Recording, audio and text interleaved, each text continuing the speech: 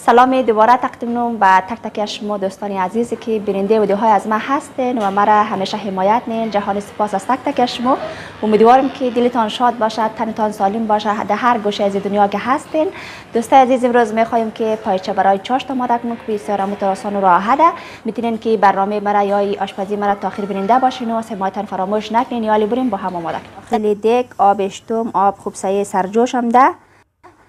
2 کیلو پایچه گاو گرفتم. پایچه را خوب سایه پاکیده گرفتم خریدم. دیگه اینال پایچه را به خاطر که خامبویش برطرف شونه یا مو بویی که خاص که داره برطرف شونه 3 برگ بوی اضافه نم. دیگه 1 دانه پیاز ریزه شده اضافه نم. نیم قاشق غذاخوری نمک دستش اضافه نم. برای 5 الی 10 دقیقه میلم که همراه آب جوش پایچه خوب سایه جوش بخوره و بویش کاملا برطرف شونه. اینالی بعد از 10 دقیقه پایچه را از داخل آبی جوش میکشم.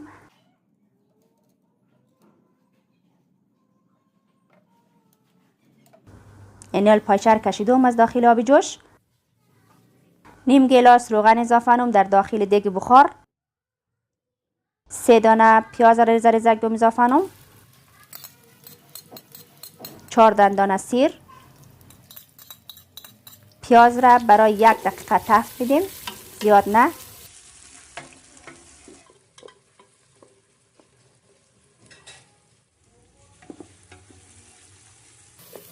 وقتی که پیاز را برای 1 دقیقه تفت دادم، امی پاچه را در سر پیاز اضافه نم. دوباره برای 2 الی 3 دقیقه پایچه را همراه پیاز و سیر میگیریم تفت میدیم که بسیار خوشمزه می رقم. بعد از 3 دقیقه 2 قاشق غذاخوری رو اضافه نم. 1 قاشق چایخوری پودر تخم گشنیز اضافه نم. 1 قاشق چایخوری هم زیره کوبیده. 1 قاشق چایخوری زردچوبه. 1 قاشق چایخوری پودر مرچ دلمه. 1 قاشق هم پودر کاری که بسیار خوشمزه نه. 1 قاشق غذاخوری نمک. تمامش را میگیرم اینال شور میدیم که خوب سایه مخلوط شونه.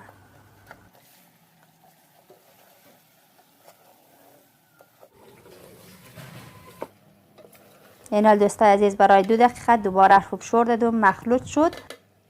آبی جوش به اندازه اضافه نم که پایچه کاملا زیر آب شونه.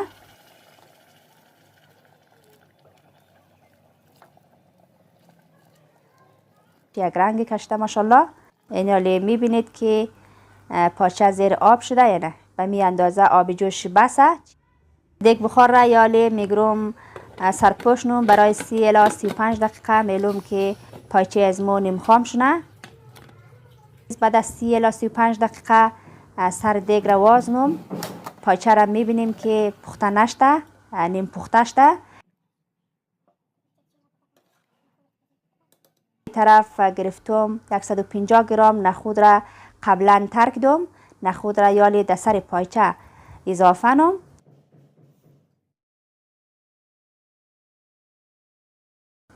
دوباره اینالی سر دیگ را سرپوش نم میلم برای 20 الی 25 دقیقه دیگه که پایچه هم پخته شده، نخود هم امرایش یک جای پخته شده. بعد از 25 دقیقه دیگه اینالی سر دیگ را وازنم. بخار دیگ ششته. میبینیم که پایچه پخته شده نشده یا نخود را میبینیم. دیگه پایچه هم که ماشاءالله معلوم میشه خوب سایه پخته شده، چون از استوا جدا شده گوشتی. داخل قاب میکشم. دیگه نخود چرا ببینین بسیار خوب پخته شده تله میشه. اینی هم ویدیو امروز از ما بود. امیدوارم که مورد پسرشم قرار بگیره. تا ویدیو بعد وقتشم خوش، خدا نگهدار.